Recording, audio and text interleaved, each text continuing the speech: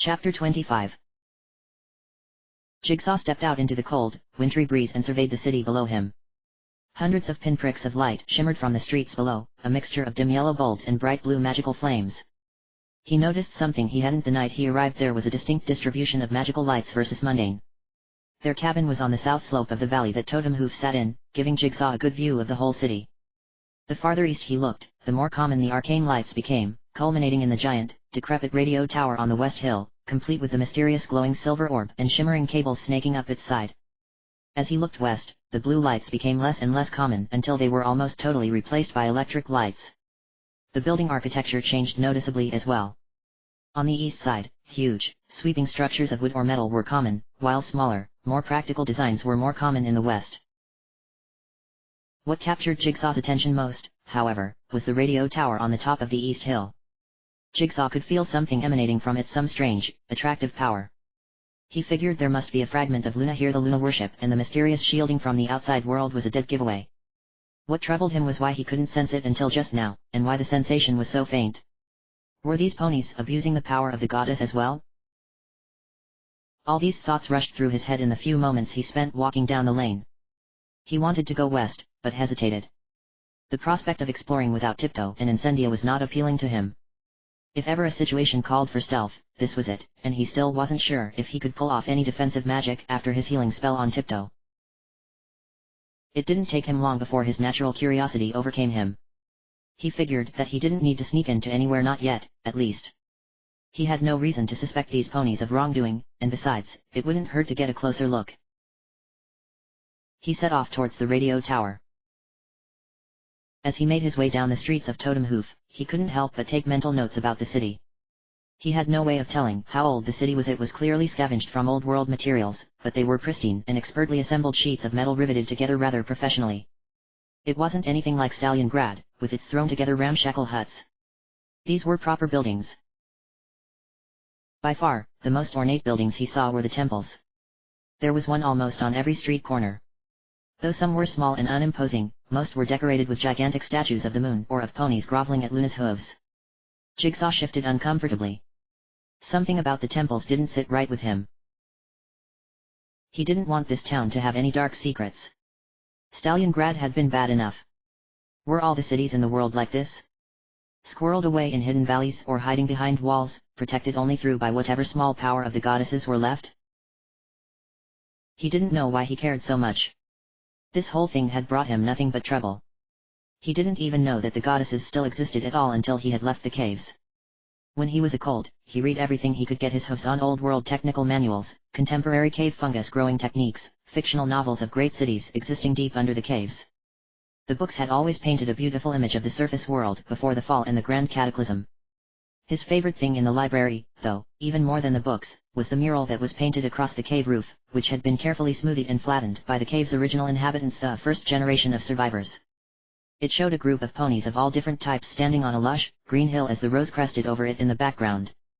In the far left corner of the mural, the huge, steel door that blocked the cave off from the conditions of surface life was swung wide open. Buildings could be seen in the background, black against the rising sun. Written underneath it, in old world text, was the phrase "to the future." Jigsaw scoffed spitefully at the thought. He wasn't even sure there was a future to be had, here. Sure, the buildings here seemed to be ornate and civilized, but they were still living in the past instead of looking to the future. 10,000 years had passed, but you wouldn't think more than a few decades if you looked at it. And where did Tantalus fit into all of this? Jigsaw still didn't understand what role he played in all this. What could he possibly stand to gain from all this? Why didn't he take the fragments for himself, when he clearly knew where they were and knew Jigsaw was looking for them? And, perhaps most pressingly, what in Equestria was he, really? He had been hopeful that, after Incendia had dropped the statue on his eye, that he was gone for good, but the more he thought about it, the less sure he was. Tantalus hadn't left a corpse. He had vanished, disappeared in a puff of green smoke. Plus, Jigsaw was sure he would know if he had really been killed. Whatever strange effects hosting the goddesses had on him had always made his head pound and his stomach twist when Tantalus was nearby, and he felt sure he would have felt in some way if he was gone forever. Jigsaw shook his head and tried to focus on the matter at hand. He didn't like to let his mind wander too much. It never helped anything. He passed through a street that was lined with carts, each with a loud, fast-talking pony, trying to hawk his or her wares. They sold everything from shovels and shears to silver moon necklaces. Jigsaw was tempted to stop at a cart that was selling healing potions, but quickly realized he had no money. He made a mental note to come back if he ever got his hooves on any, however he was almost certain another trick like healing tiptoe would kill him. He couldn't count on being able to pull off another feat like that. He wasn't even sure how he did it the first time, but he had a feeling the freshly absorbed Luna fragment had helped. He wished there was a book on the whole thing that could explain it. As he pushed his way west, he couldn't help but notice that the crowds in the streets began to get thinner and thinner. Fewer shops were open, and most of the windows were dark. Even some of the temples looked as though they had been empty for a long time. One even had a broken window. It wasn't long before Jigsaw was standing alone at the foot of a huge stone archway built into the side of the hill, directly under the radio tower. Jigsaw hadn't even seen another pony, for almost 5 blocks. He began to get uneasy. Had he broken some kind of unspoken rule by coming here? He began to turn and walk away when the wooden door to the temple creaked open, causing Jigsaw to nearly jump out of his skin. It was the old priest that had greeted them when they first came to Totem Hoof. "What are you doing here?" he asked. I was just wandering around," Jigsaw said. "I'm sorry if I'm not supposed to be here, I just..." "You aren't supposed to be over here," the elderly pony said, but his eyes were soft. "But, I suppose I can let it go this once, since you are so new.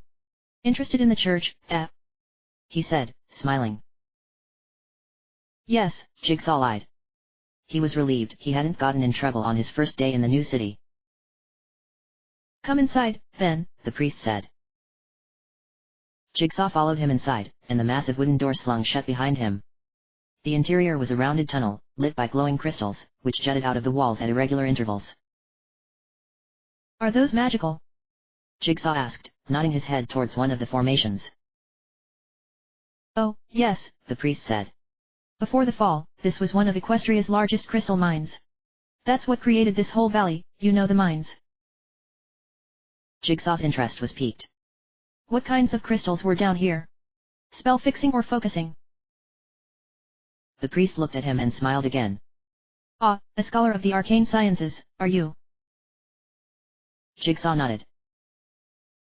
"I used to study magic myself in my youth, though I understand you Stalingrad folk had a much deeper knowledge than I ever did. Both kinds of crystals were found here, and still are. It's how we keep much of the city powered, and why we were so slow to adopt electricity." The old pony studied Jigsaw for a moment before saying, "Come with me. I have something that I think might interest you. I'll tell you more about Luna along the way." Jigsaw followed the unicorn down the tunnel, which sloped downwards at a gentle angle. The priest began to inform Jigsaw of the history of Totem Hoof. "We're not very old, at least, not compared to Stalingrad. Totem Hoof was established 1,750 years ago, roughly. It wasn't occupied after the fall? Why?" Jigsaw asked. "I do not know. I wasn't there. Our records only go far as back as that. The valley has always had a natural cloud cover, but it was only the Great Silverwind my ancestor that uncovered how to work the weather to keep us hidden from Tantalus." "The weather keeps you hidden?" Jigsaw asked, intrigued. "Indeed. The secrets have long since been lost to us, but so long as we keep enough cloud above us, we remain hidden from the outside world. Tantalus only knows our general location, and if he wanted to, he could dive headfirst into the fog and never find us."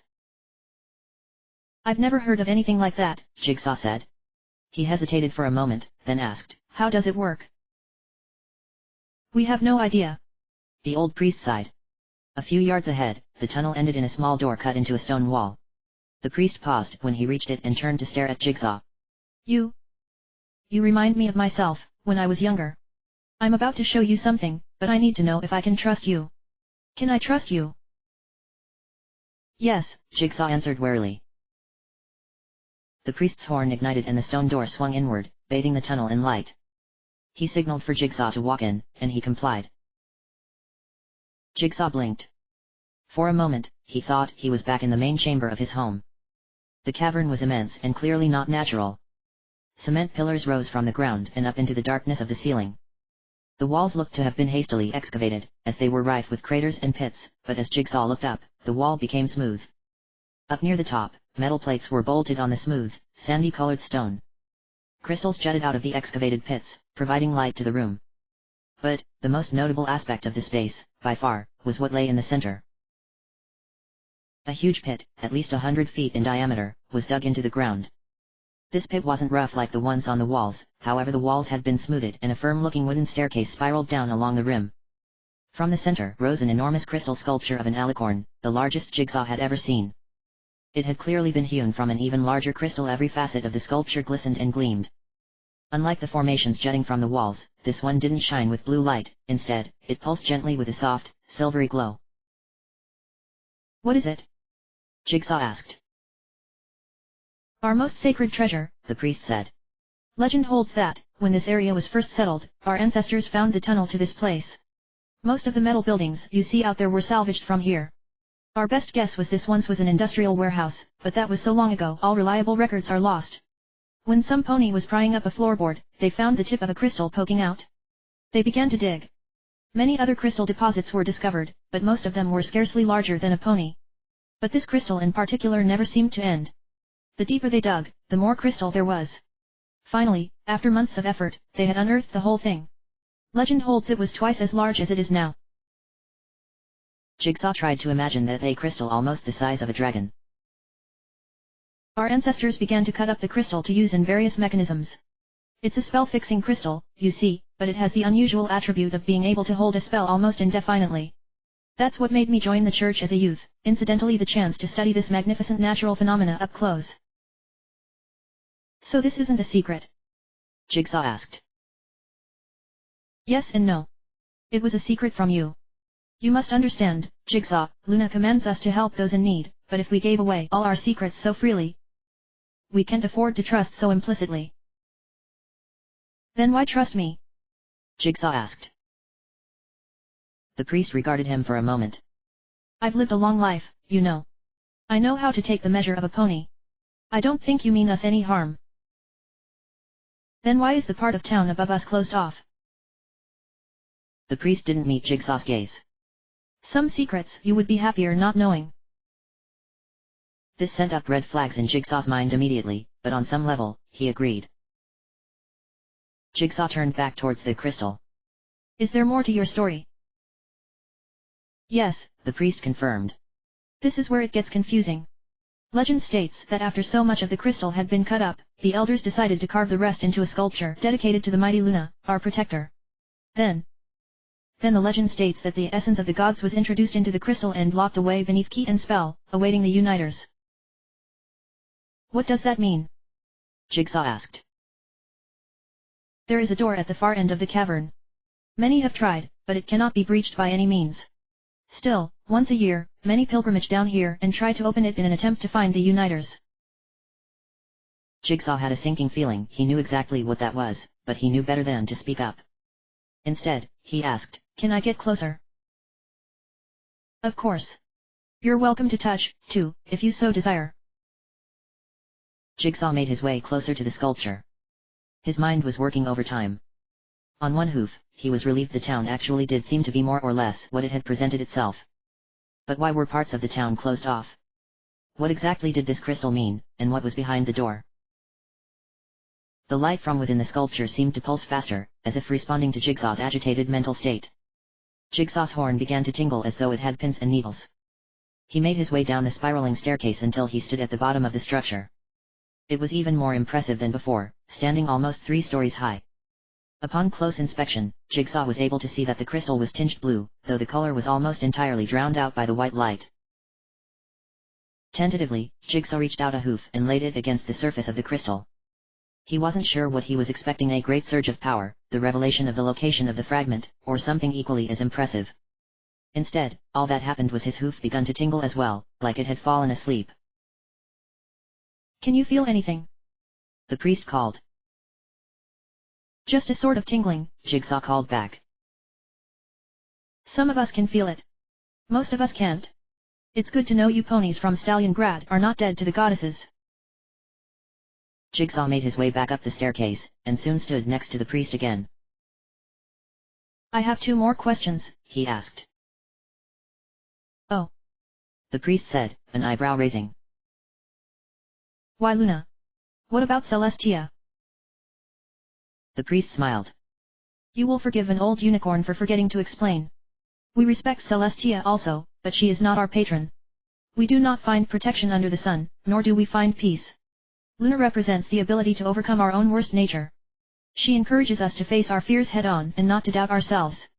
Celestia is far more passionate and quick to action. Luna recommends cautious action. Do you know the legend of Nightmare Moon? Of course, Jigsaw said. Every full and they. He caught himself just in time. He had about to say The caves. Place I grew up knew the old stories. Good, the priest said. That's an example of what I mean. That story illustrates that, sometimes, even the best of us fall from grace, but that no pony is lost for good.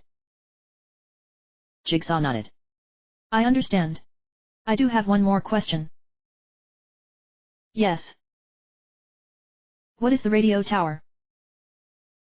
The priest frowned. That is a mystery even to us. The old legends make no mention of it other than as a marker of the East, and none can approach it. It seems to be masked with the same magic that protects this city.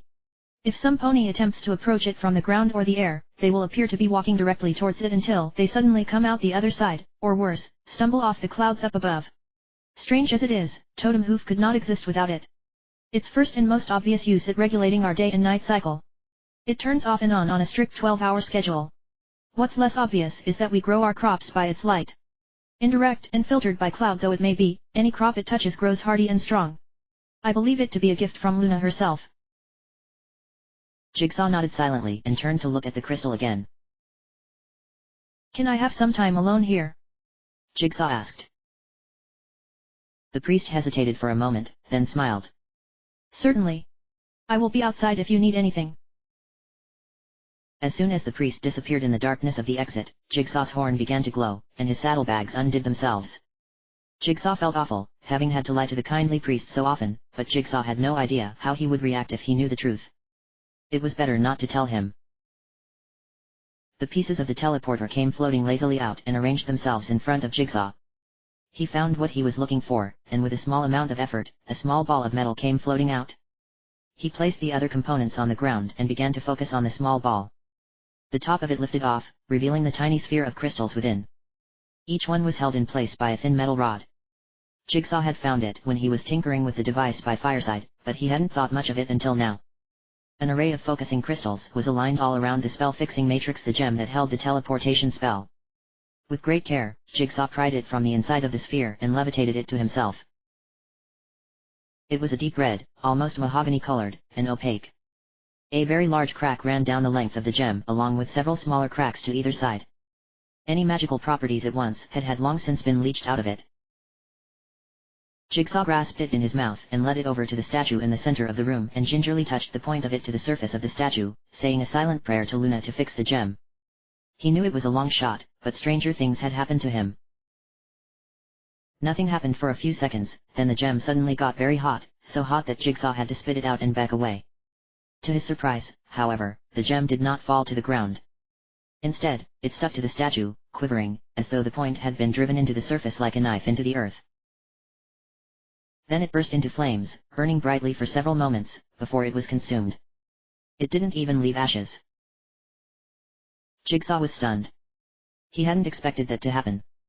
He had hardly expected anything at all to happen. Now he had no way of repairing the teleporter. He cursed under his breath before gathering up all the parts and stuffing them back into his saddlebag. He still had one thing he wanted to try before he left. After almost 5 minutes of walking through what he realized was a truly gigantic underground space, he arrived at the far side. He almost snorted with laughter when he found what he was looking for. The legendary locked door that no pony had been able to open for almost 2,000 years was nothing more than a simple maintenance door, identical to the one he had encountered immediately after escaping the caves. The writing on the door was in the old language and almost entirely unrecognizable. In the center of the door, like a bullseye, was a small hole, intended for a unicorn horn. Jigsaw took a deep breath. Did he really want to do this alone?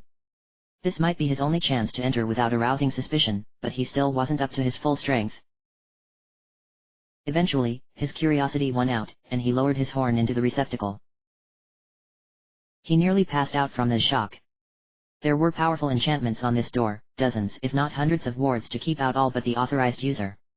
The protective magic weighed down on Jigsaw as though a boulder had been suddenly dropped on his back. He wanted to shout out, but he thought better of it. Then after a few moments, he felt the spell snap. There was a blinding flash of light, and a retort like a firecracker, and the door swung open. Jigsaw stood there, panting. If he hadn't been completely sure there was a fragment somewhere in this town, he was now. Nothing could possess a pony to cast a spell that powerful unless they had something valuable to hide. He stepped inside, and the door swung shut behind him. There was a rush of air and a feeling of intense heat, and Jigsaw knew that the spell had set itself again. At least he didn't have to worry about being followed. He was in a simple, unadorned metal hallway. Rusty and corroded pipes ran along the roof and flecks of paint could be seen peeling off the walls. Jigsaw set off at a trot, taking note of all the rooms he passed. This seemed to once be a barracks of some kind. Metal frames that must have once held mattresses were lined up against walls in almost uniform distribution. Something about the place felt familiar, but he couldn't quite place what. Soon, he reached the end of the hallway. A thick, rectangular ventilation shaft seemed to have fallen from the ceiling to his left, all but blocking the path, so he set down the right passageway. Then, like he had walked straight into a pole, it hit him. He knew this place because he had been somewhere almost identical before. Before they got to Stalingrad, the strange building with all the Celestia symbols that they had almost trapped themselves in this place was almost exactly the same. Jigsaw tested his theory the next spot he found where there had clearly once been paint. He took a deep breath and blew the dust off the wall, and there it was. The outline was faint, but there had clearly once been a moon insignia on the wall. Totem Hoof was built on the former site of an underground bunker belonging to the Lunacide of the Grand Cataclysm. It didn't take Jigsaw long to find the bank of computers where he had nearly trapped himself before. He knew better than to turn them on this time around, though the temptation was strong. Instead, he headed off through one of the doorways and down a staircase. The rest of his trip was uneventful. The place had clearly been picked clean eons ago, probably by whoever had enchanted the door. Jigsaw was on the verge of giving up and going home before he found something extremely out of place. He had just finished climbing down another flight of stairs. By this point, he was so deep his ears had popped. The hallway that stretched out before him was only a few yards long, and it ended with another door. This door, however, was clearly not original to the facility. It was made of wood and engraved with the cycles of the moon. Jigsaw's heart leapt when he saw it was obvious what was behind this door. When he opened it, he could hardly believe his eyes. He was standing on a catwalk near the top of another immense room, though not quite as large as the room with the statue. What drew his eye immediately was what was in the center. Docked to a large tower was a lunar battleship. He had seen diagrams and pictures in books in the library where he grew up, of course, but he never thought I had seen one in real life. It looked as though the years had taken a toll on it, though. In the pictures, it looked huge and majestic, soaring through the air over crowds of cheering ponies. Flown by Luna herself, it was supposed to be a huge armored balloon, impenetrable even by dragonfire, the perfect melding of magic and machine, the ultimate in pre-fall war technology, able to staff a crew of almost 30 ponies. The mast at the front of the ship depicted a Pegasus soaring towards the skies. This one did not look nearly so good. The floor beneath it was scattered with tiny pieces of metal, indicating parts had fallen off of it. The balloons still looked inflated, amazingly, but the mast had corroded to a near unrecognizable state. Jigsaw's first thoughts were that their vehicle problems were solved with this, they could sail around the entire world in a matter of weeks, and even stand a fighting chance of beating off Tantalus's attacks. Soon, though, reality set in. If this thing could even fly, which he doubted more and more as he looked at it, there was no way its more advanced offensive and defensive systems were operational. Then an even more bizarre thought hit him. Why had they docked an airship hundreds of feet underground? More pressingly, how? Eventually, he tore his eyes away from the ship and began to inspect the rest of the room. The ceiling seemed to be made of strange glass. Jigsaw had no idea why that was. Then he found what he had been looking for. In one far corner of the room, the panels had been torn off the wall and a small recess had been dug into the wall, revealing more crystals. In the center of all these, floating serenely, was the fragment of Luna. The crystals all around it were pulsing with the same soft white light as the statue above had, and strange, heavy wires were attached to the crystals and ran up into the ceiling. Jigsaw realized with a jolt that these were the same cables he had seen distantly running up the side of the decrepit radio tower. That's one mystery solved, at least, Jigsaw said to himself. He made his way down a narrow industrial-looking spiral staircase to where the fragment lay. He was almost upon it before he screeched to a halt. If he absorbed this fragment, what would that mean to Totem Hoof? It seemed as though this was their source of life. At the very least, it was the thing that allowed them to grow food. They weren't stealing its power like Stallion was. No, they had been resourceful and found out how to use the power of the fragment to their advantage without committing terrible crimes. Jigsaw had no idea how they managed to discover the fragment's effects on crystals, but he had no doubt they would disappear if he took the fragment away. He couldn't do that to the town that had taken him and many Stallion refugees in and kept them safe. He needed to talk to Tiptoe and Incendia. He retraced his steps back up through the facility, which wasn't difficult, as he had cut a wide swath through the dust on his way down. He unlocked the door leading to the chamber with the statue, and closed it carefully behind him. He made his way swiftly towards the door at the other end. He had no idea how long he had been down there, but he doubted the priest wasn't suspicious by now. Much to his surprise and relief, however, the priest wasn't waiting for him outside the door. Instead, he found him near the exit, standing in the waning light from the radio tower above. You spent a while down there, he observed. I don't blame you. It strikes each of us differently. It was an experience, Jigsaw said with a nervous chuckle. It was nice to meet you, Jigsaw, the priest said. You, too, Jigsaw said, setting off towards home. But after only a few steps something made him pause. He turned to face the old priest. Who are you? What's your name? The old priest smiled. The important thing is that you know yours. You've been through a lot, I can tell. Seen things no pony should have to see. But it's important you never lose track of your own identity. You're very troubled, Jigsaw, but I know you have a good heart. Jigsaw said. Thank you again, he said, and began to canter away.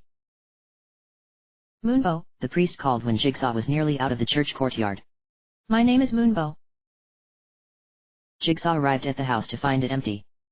He was concerned that something had happened to the other two, but after only a few moments, he heard hoof steps outside the front door. Incendia and Tiptoe entered, the smiles on their faces dropping as they saw Jigsaw's face. We need to talk. Jigsaw gave them a detailed account of everything he had done that day. When he finished, no ponies said a word. We can't take the fragment away from these ponies, Incendia said. They don't deserve that. And this is the only place my people have left. Absolutely not, Tiptoe agreed. I don't think so either, but we're going to have to eventually. We can't just leave it here. Maybe there's some way around it, Tiptoe said eagerly. Some way to take the fragment and still keep the city functioning. If you know it, feel free to tell me, Jigsaw said. I'm open to ideas. Tiptoe went silent, blushing slightly. Thought not.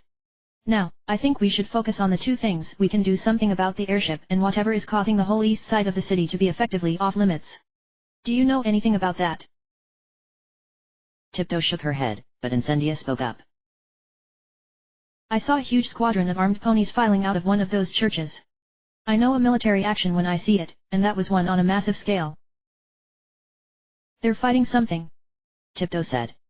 What could it possibly be? I want to say Tantalus, Jigsaw said, but I doubt he would attack so overtly. I don't think he has any way to know our location, anyway. I don't sense him nearby.